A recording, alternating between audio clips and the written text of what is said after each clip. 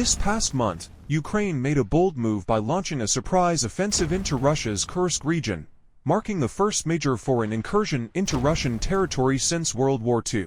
Now, as Russian forces mount a counteroffensive, the strategic risks and rewards of Ukraine's operation are under intense scrutiny.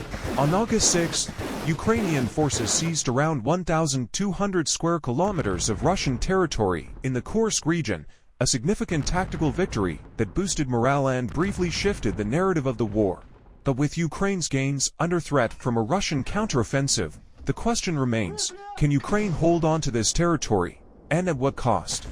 Ukraine's primary goal was to force Russia to divert resources from the Eastern Front, where Ukrainian troops have been steadily losing ground, especially around the critical railway hub of Pokrovsk.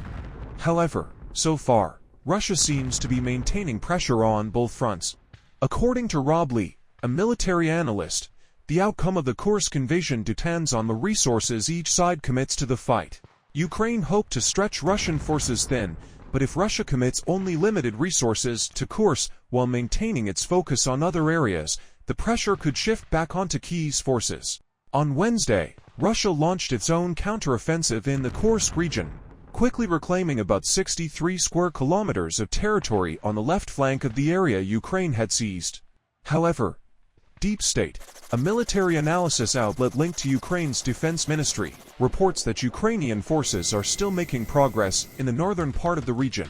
Speaking at the Alta European Strategy Conference in Kiev on Friday, President Volodymyr Zelensky acknowledged the Russian counteroffensive but downplayed its significance, stating that Russian forces had started their rapid offensive actions, without major gains. He emphasized that Ukrainian troops are holding their positions and doing everything necessary to support Ukraine's broader military-political objectives.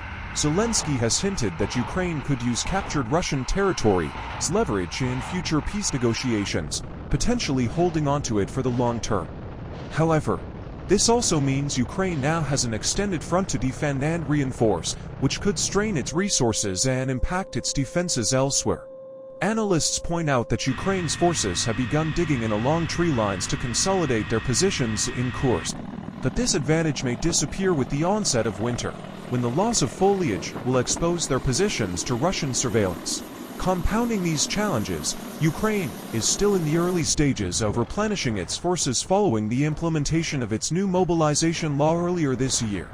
With limited options for rotating units or sending reinforcements, Ukraine is facing a lasting commitment in Kursk, one that may stretch its already strained military resources. Ukraine's audacious Kursk operation may have brought short-term gains, but it has also opened up new risks and challenges. As Russian forces push back, the coming months will be critical in determining whether Kiev can hold on to its captured territory and whether it can maintain momentum in the broader conflict.